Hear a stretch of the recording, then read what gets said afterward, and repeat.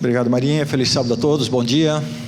Quantos estão dispostos e desejosos de receber a palavra de Deus nesta manhã? Deixa eu ver a mão.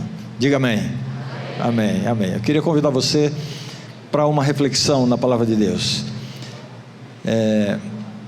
Faz muitos anos, algumas décadas, que eu entrei numa... Estou com uma pequena microfonia aqui, hein? Eu entrei numa livraria evangélica. Aliás, esse era um passeio que eu fazia muito, né? Antes da internet, antes da gente ter acesso a tantas coisas de maneira mais rápida, eu costumava visitar livrarias evangélicas e buscar boas literaturas. Faz muitos anos, eu vi um livro e eu comprei, um livreto, um pequeno livro, intitulado assim: Famosas Orações Não Atendidas. E me chamou a atenção, eu li aquele livro e aquela leitura despertou o meu interesse em me aprofundar um pouquinho mais nessa compreensão que às vezes é tão difícil para a gente, quando Deus não corresponde às nossas melhores expectativas. Todo mundo aqui comigo, por favor.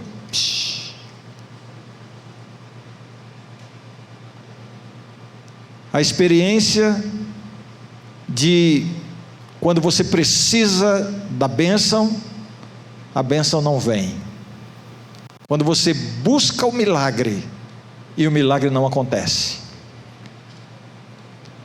Como é difícil essa experiência. E eu tenho certeza que todo mundo aqui sabe do que eu estou falando. Todo mundo aqui sabe o que significa ter uma oração respondida. Como é bom quando a gente faz uma oração e a gente vê a resposta, a gente recebe a resposta de Deus. Às vezes demora um pouco, às vezes é mais rápido. A gente sabe o que é isso. Mas como é difícil quando você busca de Deus algo que é realmente importante para você. Não estou falando de coisas superficiais, estou falando de coisas muito importantes, coisas que vão definir a sua vida, vão definir o seu futuro, a sua família. Bênçãos que vão solucionar crises reais que você enfrenta, situações complicadas, e você busca essa bênção, você clama a Deus, e muitas vezes Deus diz não nos atende, não nos responde. Como é difícil. E aí a gente vai à Bíblia e a gente encontra alguns exemplos de grandes orações, ou orações de grandes personagens da Bíblia que não foram atendidas. E isso me chamou a atenção, porque uma compreensão muito comum, muito popular, é a seguinte: se você tiver fé, Deus responde. Se Deus não responde, é porque você não tem fé suficiente. Se você realmente tem fé e confia, Deus faz o milagre. Se o milagre não vem, é porque foi falta de fé. E aí a gente busca a bênção, não recebe a bênção, sofre com a falta da bênção e ainda sofre com um complexo de culpa espiritual. Não tive fé suficiente. Mas aí a gente vai à Bíblia e a gente vê algumas situações que nos mostram que nem sempre é assim. A gente vê Paulo, por exemplo, o grande apóstolo Paulo, e ontem na reunião com os Calebs eu falei exatamente sobre essa oração de Paulo, né? Quando Paulo diz assim, clama a Deus, ele explica, né, que 3 vezes clamei ao Senhor para que o Senhor tirasse esse espinho na carne, e a resposta de Deus qual foi? Não, a minha graça te basta. O próprio Jesus fez uma oração para a qual Deus disse não. O próprio Jesus: Pai, passa de mim, se for possível, passa de mim esse cálice. E Deus virtualmente disse para ele o quê? Não. Então, a resposta negativa de Deus não é sinônimo necessariamente de falta de fé. Pode haver outras razões pelas quais Deus pode dizer não às nossas orações. E hoje, eu quero convidar você a me acompanhar numa leitura de uma dessas orações não respondidas, que foi feita por Moisés. Eu acho que o ano passado eu comentei sobre essa oração em alguma pregação minha, mas hoje eu queria convidar vocês para a gente se aprofundar um pouquinho mais. Abra sua Bíblia no livro de Deuteronômio. Deuteronômio, capítulo 3.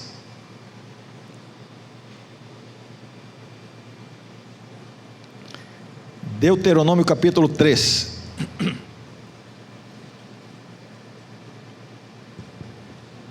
Todo mundo achou? Isso, agora olha aqui para mim, todo mundo aqui comigo. Vamos contextualizar um pouquinho para a gente entender a dramaticidade dessa oração de Moisés. Moisés é muito famoso por sua liderança e também por sua paciência, não é? Um homem paciente, um homem que foi o grande líder da nação de Israel. Certamente Moisés está em destaque. Mas quando a gente estuda a vida de Moisés, a gente vê um outro aspecto sobre o qual pouco se fala, que era justamente a oração de Moisés. Moisés era um homem de oração, e ele fez muitas orações, muitas intercessões que estão registradas na Bíblia, e é impressionante que quando Moisés orava, quando Moisés intercedia, Deus respondia. A gente pode já começar pensando lá, quando caíram as pragas sobre o Egito, cada vez que ele ia ter com o faraó, e o faraó dizia assim: eu vou deixar o povo ir, fala com Deus para cessar a praga. Moisés intercedia e Deus respondia imediatamente. Na saída do Egito, Mar Vermelho, o grande obstáculo, montanhas, não tinha saído, o exército chegando por trás, não tinha o que fazer, e Moisés assume uma postura de intercessão, né, com o seu cajado, e naquele momento Deus responde a Moisés, o mar se abre de uma maneira extraordinária. E assim acontece diversas situações durante a peregrinação no deserto.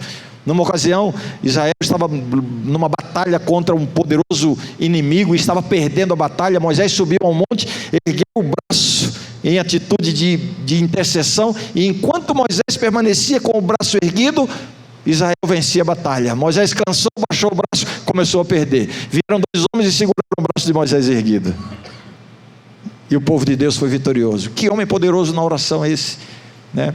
Numa ocasião, a irmã de Moisés, Miriam, o criticou severamente. Deus, para honrar o seu servo, o representante de Deus, fez recair sobre Miriam uma terrível enfermidade, uma terrível lepra. Eu fico pensando assim, né, se fosse com um de nós, talvez a gente dissesse assim: bem feito, né? Foi falar mal de mim, dá vontade, né? Mas não foi isso que Moisés fez. Moisés intercedeu, orou por ela e Deus a curou. Quando Moisés orava, a resposta vinha, né? Uma vez o arraial foi invadido por serpentes venenosas, milhares de pessoas morrendo em decorrência daquela invasão terrível, e aí foi um grupo de pessoas com Moisés, essas pessoas já sabiam que Moisés, quando orava, a resposta vinha. E aí disseram: Moisés, ora a Deus. Moisés orou, Deus providenciou uma solução, uma serpente de bronze e tal, uma coisa extraordinária. As pessoas sabiam, quando Moisés orava, Deus respondia. Isso aconteceu muitas vezes. Ao final dos 40 anos no deserto, você sabe, né? Moisés conduziu o povo pelo deserto durante 40 anos, e Moisés passou por situações muito difíceis. Moisés não era mais um jovenzinho. Depois dos 40 anos, ele já estava chegando aos 120 anos de idade. Qual era o maior desejo do coração de Moisés? Alguém aqui se arrisca a dizer?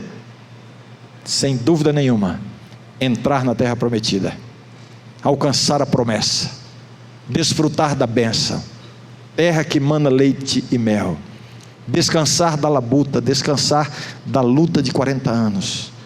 Este era o grande desejo. Toda a expectativa de Moisés estava voltada para entrar na terra prometida. E quando eles chegam diante da terra, agora só faltava atravessar o Jordão. Aí Moisés faz, vejam, de todas as orações de Moisés registradas na Bíblia, esta é, sem dúvida, a mais bela, a mais profunda, a mais expressiva. Quando Moisés orava, Deus respondia imediatamente. E agora Moisés faz a sua melhor oração. E eu convido você que me acompanhe na leitura dessa história. Deuteronômio capítulo 3, vou começar no verso 23, diz assim: também eu nesse tempo implorei graça ao Senhor, dizendo: ó Senhor, vejam bem que oração expressiva, bonita, né? Ó Senhor Deus, passaste a mostrar ao teu servo a tua grandeza e a tua poderosa mão, porque que Deus há nos céus ou na terra que possa fazer segundo as tuas obras, segundo os teus poderosos feitos? Rogo-te que me deixes passar, para que eu veja esta boa terra que está além do Jordão, esta boa região montanhosa e o Líbano. Verso 26, porém, o Senhor indignou-se muito contra mim por vossa causa, e não me ouviu. Antes me disse, basta, não me fales mais nisto. Sobe ao cimo de Pisga, levanta os olhos para o ocidente, para o norte, para o sul e para o oriente, e contempla com os próprios olhos, porque não passarás este Jordão. Dá ordens a Josué, e anima-o e fortalece-o, porque ele passará adiante deste povo, e o fará possuir a terra que tu apenas verás. E aqui termina essa história. Uma história surpreendente. Na sua melhor oração, Deus responde dessa forma. Não é só que Deus disse não a Moisés, mas a maneira dura como Deus fez isso. Moisés estava na sua melhor oração, no momento de expressão de louvor, de engrandecimento de Deus. Deus diz assim: ei, psh, psh, cala a boca. Virtualmente é isso que Deus fez. Basta, Moisés, chega, cala a boca. Não toque mais nesse assunto. Não é isso que está aí na Bíblia? É isso mesmo. Não me fale mais sobre isso. Porque, preste atenção, Moisés, você não vai entrar na terra. E olha, vou te dar um gostinho. Sobe ao cimo de Pisga, um monte alto, e contempla, aproveita, olha bem, mas desfrute bem a olhada, porque é só isso que você vai ter da terra prometida aqui. Prepare Josué, porque é ele que vai fazer esse povo entrar nesta terra que você só vai ver. Uau! Isto me leva à pergunta para a nossa reflexão agora: por quê? Porque às vezes Deus diz não às nossas melhores orações? Qual é a terra prometida que você está buscando? Eu estou falando aqui das coisas dessa vida, não estou falando da eternidade. Qual é a grande bênção que você está buscando e está precisando? Coisas importantes para você. Tem alguém aqui buscando uma bênção na sua vida acadêmica, e os seus sentimentos e objetivos são autênticos, são genuínos, e você está buscando uma bênção, seja condição financeira, seja uma oportunidade, e Deus não está respondendo, e você tem clamado a Deus, você tem feito as suas melhores orações, porque isso é realmente importante para você, e tudo que você tem ouvido de Deus até agora é não, não. Tem gente aqui que está buscando uma bênção para a sua vida afetiva, emocional. Como é importante isso, né? A gente brinca, está com namorado, está sem namorada, mas nós sabemos como a vida afetiva faz parte da nossa essência, e como isso é importante, e às vezes a bênção nesta área da nossa vida não vem como a gente esperava, ou como a gente desejava, e há pessoas que estão sofrendo, e eu tenho ouvido constantemente, principalmente entre os jovens: pastor, ore por mim, para que Deus me mostre, para que Deus revele, para que Deus me leve por um caminho de felicidade, mas até agora isso não tem acontecido, e você tem feito as suas melhores orações, e tudo que você tem ouvido até agora de Deus é não. Alguém aqui que está enfrentando uma crise na sua família, relacionamento com os pais, com outros familiares, você está se sentindo rejeitado, desprezado, você está no fundo do poço, e você tem feito as suas melhores orações, e tudo que você tem ouvido até agora tem sido não. Há pessoas aqui que estão fazendo planos e projetos maravilhosos na sua vida profissional, empreender, mudar de emprego, começar um projeto novo, e querem fazer com Deus, e estão buscando de Deus a oportunidade, estão buscando de Deus os recursos, estão buscando de Deus a orientação, e tudo o que tem recebido de Deus até agora tem sido não. nada acontece. Eu imagino que haja pessoas, haja casais aqui dentro, que estão vivendo uma grande crise na sua vida conjugal, estão clamando a Deus, e parece que Deus não ouve, nada acontece. Aí a pergunta naturalmente vem, né? Por quê? Por quê? Bom, em primeiro lugar, eu não quero ousar dar uma explicação para a soberania de Deus. Deus é soberano. Não existe uma fórmula, não existe uma resposta única, mas quando a gente olha para a experiência de Moisés, nesta oração, a gente aprende algumas coisas, a gente entende melhor algumas razões pelas quais Deus pode estar dizendo não para a gente. Vamos aprender juntos? Vou destacar aqui três razões pelas quais Deus pode dizer não. Da história de Moisés. Primeira razão: muitas vezes Deus diz não quando nós queremos colocar a nossa vontade acima da vontade de Deus. Ainda que a nossa vontade seja aparentemente boa, pura, santa, nós não conhecemos todas as coisas. Só Deus sabe o que é melhor. Mas como é que isso aconteceu com Deus? Com Moisés? Não era vontade de Deus que Moisés entrasse na terra prometida? Originalmente sim. Inicialmente o plano de Deus era que Moisés entrasse na terra prometida. Só que tinha acontecido uma situação envolvendo Moisés um tempo antes dessa oração. E naquela situação, Deus tinha dito para Moisés: Moisés, por causa disso, você não vai entrar na terra prometida. Você se lembra dessa história? Quando foi sair água da rocha, e Deus disse: Moisés, vai lá e fala a rocha. Moisés foi e feriu a rocha e tal. Naquela ocasião, e eu vou comentar daqui a pouquinho, um pouquinho mais sobre isso. Naquela ocasião, Deus disse: Moisés, você não vai entrar na terra prometida. O plano de Deus para Moisés foi reajustado pelo próprio Deus. E agora, na vontade soberana de Deus, estava estabelecido que Moisés não ia entrar. E Moisés sabia disso. Agora eu começo a entender um pouquinho melhor porque Deus foi tão duro na resposta.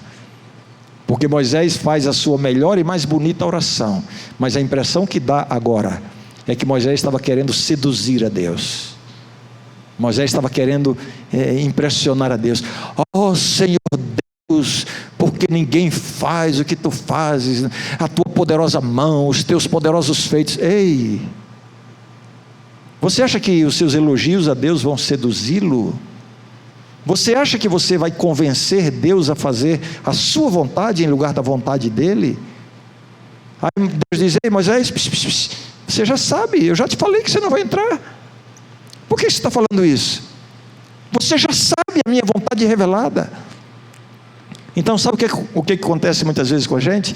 Nós estamos tentando impor a nossa vontade, impor o nosso projeto, o nosso plano a Deus, e usamos a oração como meio para convencer Deus a fazer aquilo que nós achamos que Ele tem que fazer. Essa é uma compreensão equivocada do sentido, do verdadeiro sentido da oração. A oração não é para você mudar o pensamento de Deus, mudar o coração de Deus, mudar a vontade de Deus, convencer Deus a fazer o que você quer. A oração é para desenvolver uma comunhão tal com Deus, a ponto de Deus ter acesso ao seu coração e mudar a sua vontade, mudar os seus pensamentos, adaptar os seus planos e projetos aos planos e projetos dele. Esse é o sentido da oração. Cuidado quando você está querendo estabelecer uma agenda para Deus em relação à sua vida. Aconteceu uma história há muito tempo, eu não me lembro se eu já contei essa história aqui. Se eu contei, vai ser recapitulada. Eu era pastor de uma igreja, Mara e eu cuidávamos de uma igreja lá no comecinho do nosso ministério, e a gente foi visitar uma família, e algumas jovens nos receberam, da família ali, duas irmãs, uma prima jovens, 17, 18 anos, e uma delas já na janela dizia assim: pastor, que bom que você chegou, eu estou desesperada, ora por mim. E ela dizia que estava desesperada, angustiada, mas tinha um sorriso nos lábios. Eu fiquei confuso, né? Que desespero é esse? Resumindo a história, nos atenderam e tal, a gente foi, entrou, e ela dizia: pastor, ora por mim, eu não sei mais o que fazer da minha vida, eu estou sem chão, mas tinha um sorriso nos lábios. Aí eu disse: tá, o que você quer que eu ore por você? Aí ela, antes de dizer, ela disse assim: pastor, eu não me lembro os nomes das pessoas, vou usar nomes fictícios aqui. Pastor, você se lembra do Antônio, aquele rapaz da igreja? Aí eu já imaginei, né? Aí tem coisa. Eu disse: ah, sim, conheço, um bom rapaz, gente boa, hein? Sabe como é que é, pastor? Ele foi chegando, papo vai, papo vem e tal, e ele perguntou se eu quero namorar com ele.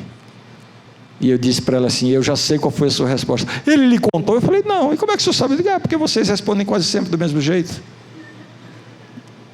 É ou não é? Será que mudou muito isso de lá para cá? Não. E as meninas já estão preocupadas. E o pastor vai falar bobagem aqui agora. Mas qual é a resposta mais comum quando o rapaz diz assim: aí, quer namorar comigo? Qual é a resposta mais provável? Qual é? Vou pensar. Né? Vou pensar. Aí eu brinquei com ela, eu falei: não, eu não sei, mas eu imagino que você disse vou pensar, né? Foi isso mesmo, né? Aliás, deixa eu dar uma dica para os rapazes aqui: as meninas solteiras, tapem os ouvidos agora. Todas as meninas, só para os rapazes agora. Se ela disser assim: vou pensar, tranquilo, já ganhou. Porque quando ela não está afim, ela vai dizer assim: ah, mas nós somos tão amigos. Aí já era. Quando vem com esse papo de somos tão amigos, você sai da fila. Bem, resumindo a história, disse assim: ah, tá, então agora você quer que eu ore por você para que Deus lhe ajude a decidir e tal. Não, pastor, não é por isso que eu quero que o senhor ore. Deixa eu terminar de contar a história. Eu fiquei curioso. Aí ela disse: pastor, você conhece o Francisco, aquele outro rapaz da igreja?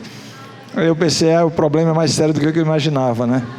Aí ela, a mesma coisa: pois é, pastor, ele foi chegando, conversa vai, conversa vem, e ele também perguntou se eu quero namorar com ele. E agora eu estou com esse problemão, pastor, não sei o que fazer da minha vida. E eu pensei: eu conheço tanta gente que queria um problema desse. Moças e rapazes. Então, pastor, para que Deus me ajude a saber qual das duas propostas eu aceito, né? Qual é o plano de Deus? O que Deus tem reservado para mim? Eu quero fazer a vontade de Deus, né? Aí eu perguntei: você conversou com seus pais? Já conversei com meu pai, com minha mãe. E aí? Olha, falaram um montão de coisas, mas os dois, separadamente, os dois me disseram que eu deveria aceitar a proposta do Antônio. Mas ainda assim, pastor, eu fiquei na dúvida. Eu fui procurar o ancião da igreja, ele me conhece desde pequenininha, e pedi, ele também me aconselhou um montão, mas no final ele disse: olha, o Antônio combina mais com você. E ela continuou dizendo: pastor, mesmo assim eu fiquei na dúvida, eu queria ter certeza. Aí ela disse assim: daí eu fiz uma prova com Deus. E ela contou, eu não me lembro qual foi, mas tipo o cara ou coroa, né? Fiz uma prova com Deus. Aliás, gente, este não é o método usual de Deus para Deus revelar a sua vontade. Não corra esse risco de submeter uma decisão importante da sua vida ao acaso. Você quer obrigar Deus a responder? E se Deus não quiser responder naquele momento, a moedinha não vai parar em pé. Cuidado, você pode tomar decisões importantes de forma absolutamente equivocada, pensando que está recebendo a direção de Deus. A direção de Deus vem em primeiro lugar pela palavra, familiaridade com a Bíblia, conhecer a Bíblia, como Deus lidou com as pessoas, os grandes princípios da palavra de Deus, as grandes verdades, enfim. Quando você está familiarizado com essas grandes verdades, esses grandes princípios, na hora de tomar decisões importantes, você vai estar muito mais seguro.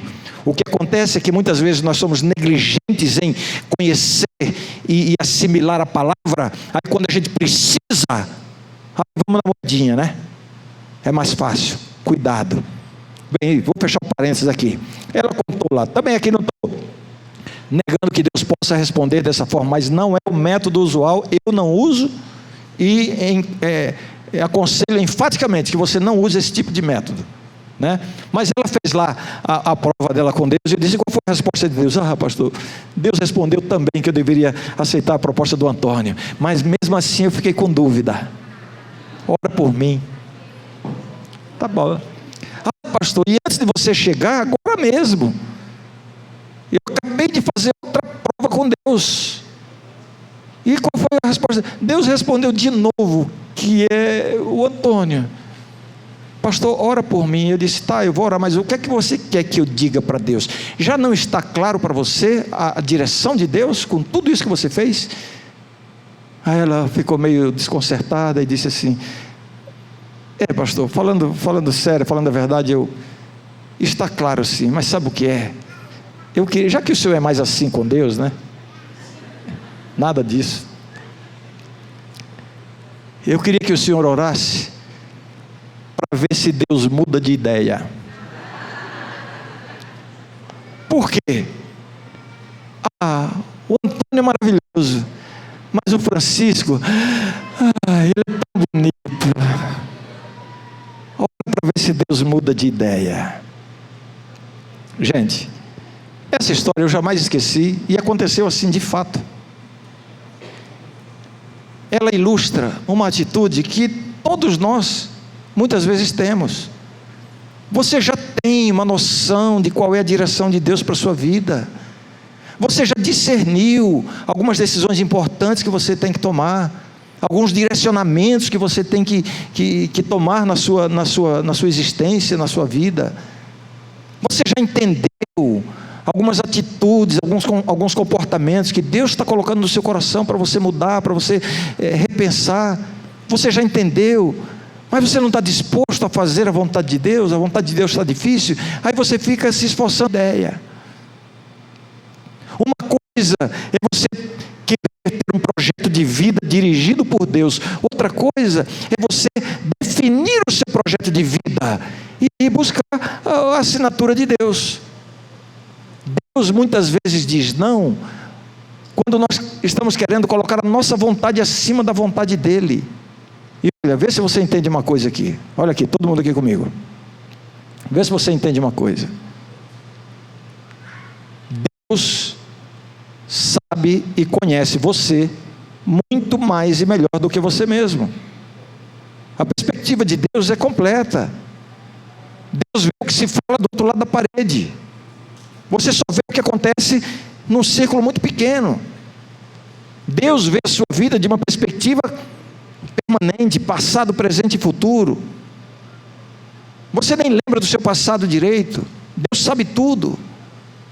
Então, às vezes, algumas coisas na vida que você está tão convencido que isso é o melhor para você, essa é a solução para os seus problemas, se Deus fizer isso, aí minha vida está resolvida. Ei, menos, você sabe muito pouco.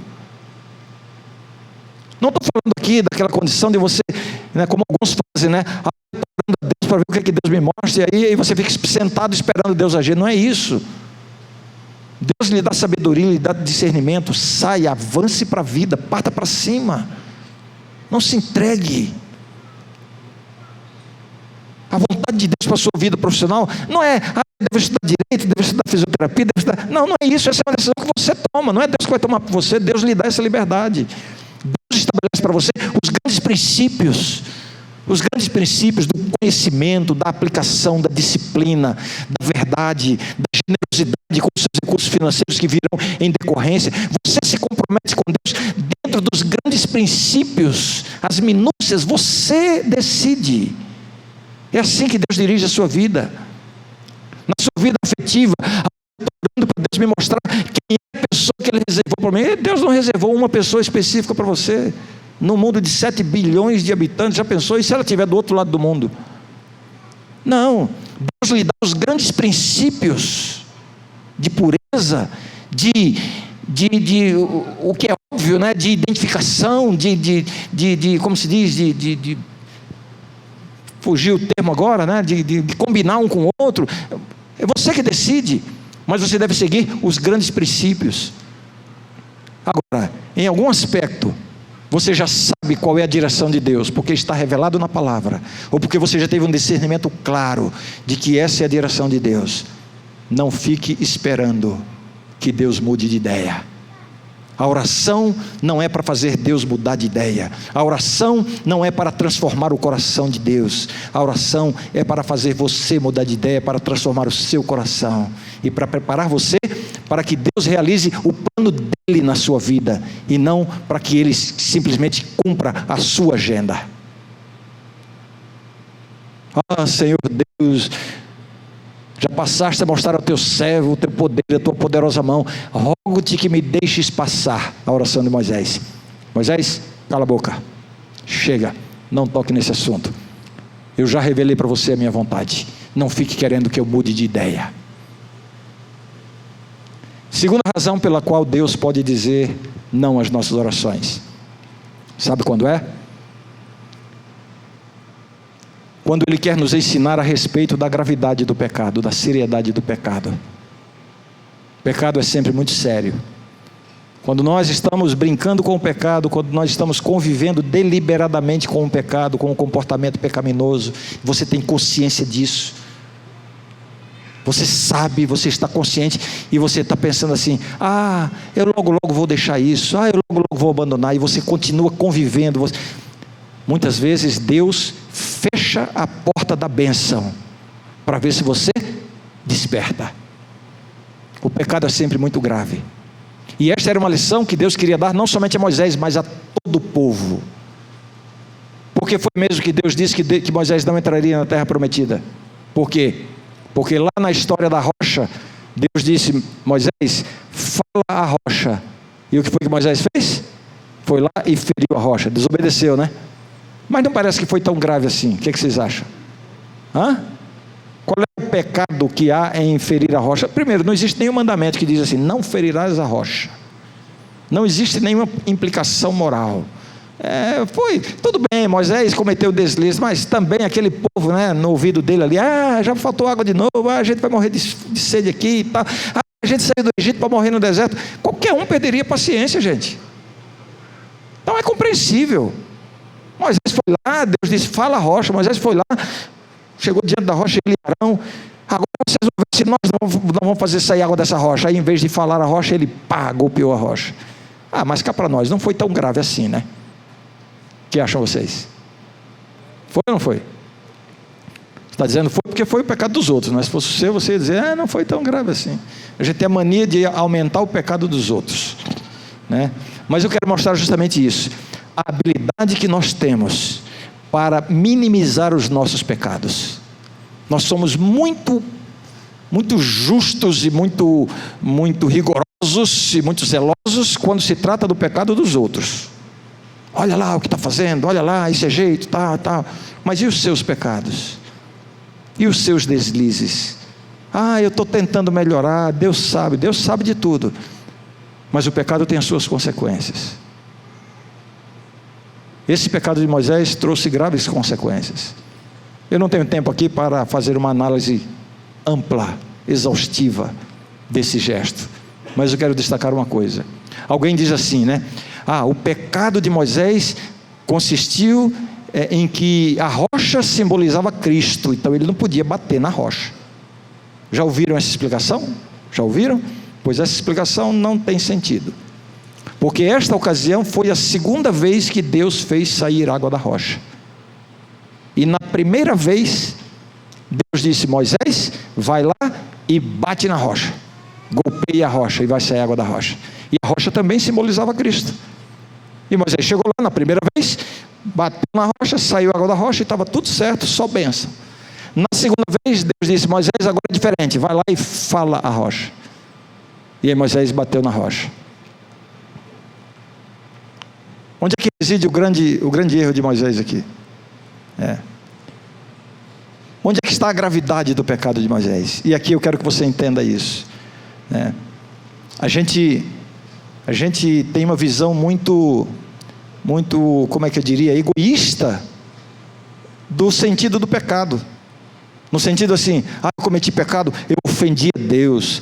Deus agora está chateado comigo. Deus agora não quer mais saber de mim. Eu envergonhei a Deus, né? E agora minha culpa, eu estou perdido e tal. Essa é uma visão parcial do verdadeiro sentido do pecado. O grande problema do pecado não é a culpa que ele traz sobre você, não é só isso. E olha, talvez você esteja lidando errado com as suas lutas espirituais. Talvez em suas lutas espirituais você esteja concentrado apenas na culpa. Eu pequei de novo, estou perdido, olha aí a culpa. E aí você pensa, eu tenho que resolver o problema da culpa. Mas a Bíblia diz, se confessarmos os nossos pecados, Ele é fiel e justo, tal. Você confessa os pecados, e aí pronto, resolveu o problema da culpa. Está certo, é isso mesmo. O problema da culpa é resolvido assim. E é assim mesmo. E agora eu pequei de novo, como é que vai ser? Ei, confesse. Se aproxime de Deus, Ele vai perdoar. Você caiu hoje, você cometeu um pecado hoje. Coloca no seu coração aí o arrependimento, peça para Deus lhe dar o arrependimento e coloca no seu coração a entrega desse assunto a Deus e você sai daqui perdoado agora.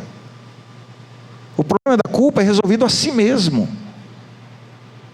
Só que o maior problema do pecado não é a culpa. É isso que a gente tem que pensar.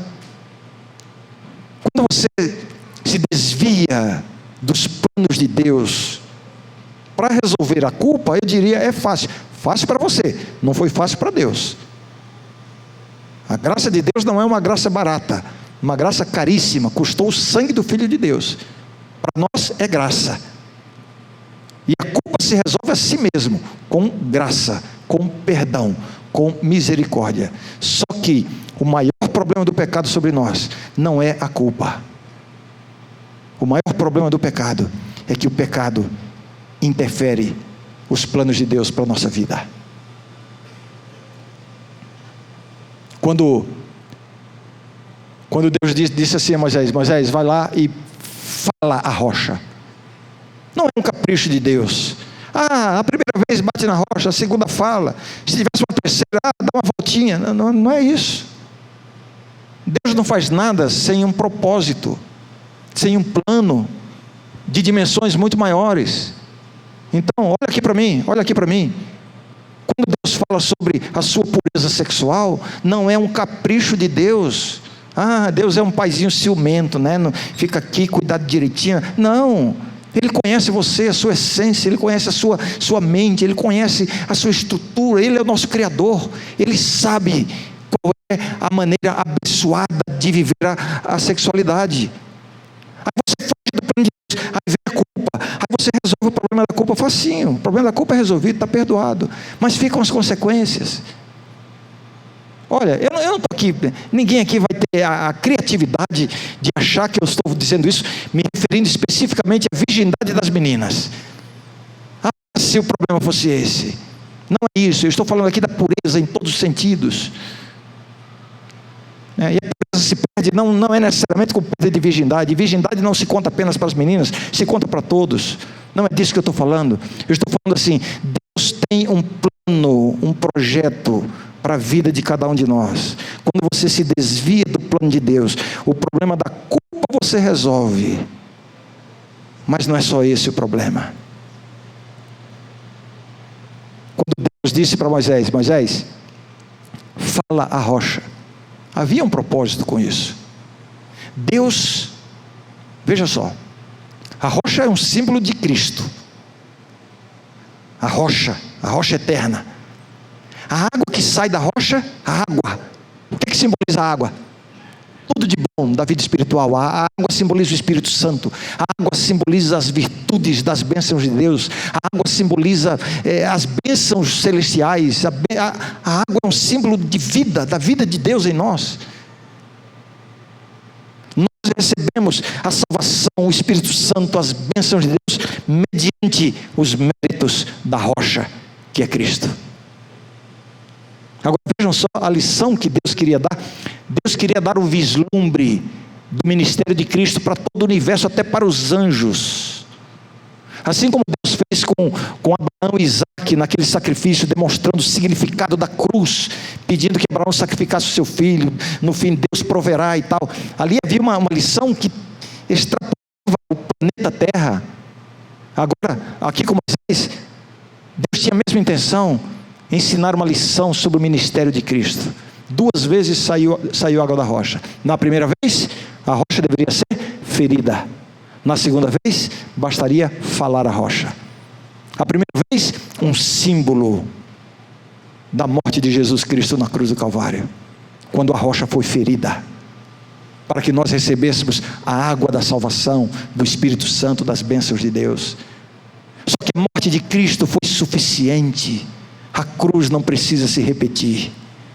A morte de Cristo consumou o pagamento pelos pecados da humanidade. E agora, quando Deus diz a Moisés, fala a rocha, Deus está querendo dizer o seguinte: existe uma outra dimensão do ministério de Cristo. É o ministério intercessor de Cristo. Se você quer receber as bênçãos celestiais, você não precisa ferir a rocha, você só precisa falar a rocha, a oração, a intercessão de Cristo. Que lição linda! Mas aí o que Moisés fez? Feriu a rocha na primeira vez? Feriu a rocha na segunda vez. Estragou a imagem que Deus estava criando. E não tem mais como consertar. Então entenda uma coisa: quando você se desvia dos planos de Deus, o maior problema não é a culpa. E eu insisto nisso, porque tem muita gente que fica fazendo calendário para a sua vida espiritual. Eu tenho tantos anos, eu sou solteiro ainda, mas aí eu vou me formar com tal idade, vou curtir a vida agora, depois eu me caso, aí eu volto para a igreja e tá tudo beleza. Deus vai me aceitar. Tem gente que ainda pensa assim: será que na volta de Jesus, Senhor, me perdoa? Será que Ele não me perdoa? É assim que você está lidando com a sua vida espiritual? Você pensa que o problema do pecado é só a culpa? Não é só a culpa. O problema do pecado é que ele vai interferir nos planos de Deus para a sua vida. Você pode resolver o problema da culpa, mas muitas vezes, como é difícil recompor o caminho que Deus tinha para você, e às vezes é impossível fazer isso, tem que se tomar outra rota. Não é que Deus olha para você e diz assim: você pecou, né? Feriu a rocha, fez de novo, então é o seguinte, não vou, agora você está orando aí pedindo a bênção, não vou responder, olha o que você está vivendo, você acha que... Não é essa a atitude de Deus. Deus olha para você e diz assim: filho, filha, eu quero te abençoar, eu quero cuidar da sua vida, eu quero te dar essa bênção. Só que você está brincando com o pecado. E não é que eu fique zangado com isso, é que se eu abençoar você vivendo desse jeito, você vai entender que o seu pecado não é problema, e aí a minha bênção vai deixar de ser uma bênção e vai passar a ser uma maldição, porque vai confirmar você no pecado. Então eu não vou lhe dar a bênção para você perceber, para você acordar. Com o pecado não se brinca. O grande problema do pecado é que ele vai interferir nos planos de Deus para você. Deus tem planos maravilhosos para a sua vida em todas as dimensões: sua vida acadêmica, sua vida afetiva, sua vida familiar, sua vida profissional. Deus tem bênçãos e um plano maravilhoso em todas as áreas da sua vida. Não brinque com o pecado. Não brinque com o pecado. Foi por causa disso que Deus disse a Moisés: Moisés, você não vai entrar. Não é só por você, todos têm que entender que com o pecado não se brinca.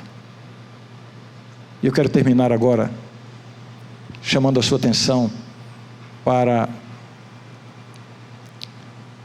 um aspecto maravilhoso de como Deus lidou com essa situação ali com Moisés. Quando Deus disse não a Moisés, qual foi a reação de Moisés para com Deus? Qual foi? Se rebelou contra Deus, foi isso? Foi isso? E por que às vezes você fica com esses pensamentos? eu estou na igreja desde criança, porque eu fui desbravador, fui aventureiro, porque eu fiz a missão Caleb, e agora Deus me abençoa. Tudo que eu preciso Deus não me dá. Eu estou servindo tanto a Deus, eu tenho me dedicado com as pessoas mais velhas, eu tenho dedicado a vida inteira a Deus, e agora que eu preciso de uma bênção, Deus diz: não, então quer saber de uma coisa? Não vale a pena seguir esse Deus, eu não vou mais seguir esse caminho, porque a gente só faz o que Ele pede, mas quando a gente pede, Ele não faz o que a gente quer. É esse o seu sentimento às vezes? Olhe para Moisés. Deus disse não a Moisés para aquilo que era mais importante para Moisés naquele momento, naquela fase da sua vida. Deus disse não, e de uma maneira dura: Moisés, cala a boca, não toque mais nesse assunto. Qual foi a atitude de Moisés? Moisés não se rebelou contra Deus. Moisés não desistiu de Deus. Moisés não renunciou à sua fidelidade a Deus. Sabe o que a gente aprende com isso? Que a minha vida com Deus, a sua vida com Deus, não pode depender de bênçãos e de milagres. A sua dedicação a Deus não pode ser apenas uma resposta às bênçãos que você recebe de Deus, ou aos milagres que Deus eventualmente realize na sua vida. Você deve desenvolver uma vida com Deus que não dependa dessas coisas. Dedicar-se a Deus quando Deus diz sim, mas continuar com Deus quando Deus disser não. Ser fiel a Deus quando o milagre vier e você louva a Deus, faz um culto de ação de graças, mas louvar a Deus quando o milagre não vier. Foi isso que Moisés fez. Como é que termina a história? Deus disse assim: Moisés, finalzinho da história de Moisés, né? Relatado no outro texto. Moisés, senta aqui, Moisés. Tudo que você queria nessa vida, entrar na terra prometida, você não alcançou, porque o seu pecado interferiu nos meus planos para você. Meu plano era que você entrasse, mas o pecado impossibilitou isso. Mas você permaneceu fiel, você não me abandonou, você não se rebelou contra mim. Então é o seguinte: você vai morrer agora. E alguém diz: mas vai morrer? 120 anos de idade, morrer na presença de Deus sem nenhum sofrimento. Alguém que aqui pensa numa bênção maior do que essa? E eu digo isso com uma experiência tão próxima a mim. Faz 3 meses, o último irmão do meu pai faleceu, tio Tônio, lá em João Pessoa. 105 anos de idade. A cópia do meu pai em miniatura. Ele era pequenininho assim, mas era a cópia do meu pai. 105 anos de idade. Lúcido e com saúde razoável até o fim. Passou mal, foi para o hospital, voltou para casa, a família fez o seguinte relato: tio Tonho morreu como um passarinho. Estava sentado e fez assim. Alguém vai reclamar? 105 anos de idade. E aí Deus disse: Moisés, você vai descansar aqui. Pelo relato bíblico, a gente entende uma coisa. Isso não está contado explicitamente na Bíblia, mas a gente tem informações para entender, né, que Moisés foi ressuscitado por Deus. Houve até uma disputa ali entre Miguel e Satanás, disputando o corpo de Moisés. Ali estava Deus para ressuscitar Moisés, e o próprio diabo querendo reclamar: não, como vai ressuscitar? Ele desobedeceu e tal. E depois, nos evangelhos, nos é contado que no monte da transfiguração aparecem diante de Jesus, junto com Jesus. Quem aparece ali? Elias, que foi trasladado, está no céu. E aparece quem? Moisés. O que aconteceu aqui nessa história de Moisés? Sabe o que foi que aconteceu? Quando você... Está todo mundo me ouvindo aqui? quando você permanece fiel a Deus, mesmo quando Ele diz não para você. Quando você permanece fiel a Deus, mesmo quando o milagre que você busca não acontece. Quando você permanece fiel a Deus, mesmo quando a crise não é cessada.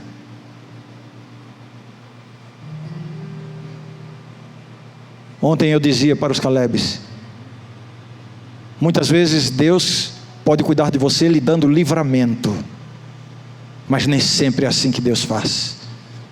Quase sempre, ou na maioria das vezes, o caminho de Deus não é o do livramento, é o caminho da superação. A superação fortalece você. Quando uma bênção não vier, fortaleça-se em Deus. Quando o milagre não acontecer, busque resistência de Deus. Não peça para Deus tirar montanhas, peça para Deus lhe ajudar a transpô-las. Não abandone a Deus. E foi isso que Moisés fez. Qual foi o pedido de Moisés, a oração de Moisés? Senhor, deixa eu entrar na terra prometida, é tudo o que eu quero. E aí Deus disse, não toque mais esse assunto, cala a boca. Você deu uma bronca em Moisés. Mas porque Moisés permaneceu fiel, Deus disse assim, Moisés, eu tenho algo melhor para você. Moisés não entrou na terra prometida, mas ele foi para onde? Para o céu. O que foi melhor para Moisés? O que foi melhor para Moisés? Termino com essa lição, entenda isso. Quando você tem o não de Deus, quando você tem um milagre que não aconteceu, uma bênção que não veio, continue fiel a Deus, porque Ele terá algo maior e melhor do que isso que você está buscando. Mas o que eu peço é a solução da minha vida. Você que pensa, você está pedindo para entrar na terra prometida. Aqui na terra, Deus quer levar você para o céu. O que Deus tem para você é muito maior e melhor do que o que você imagina.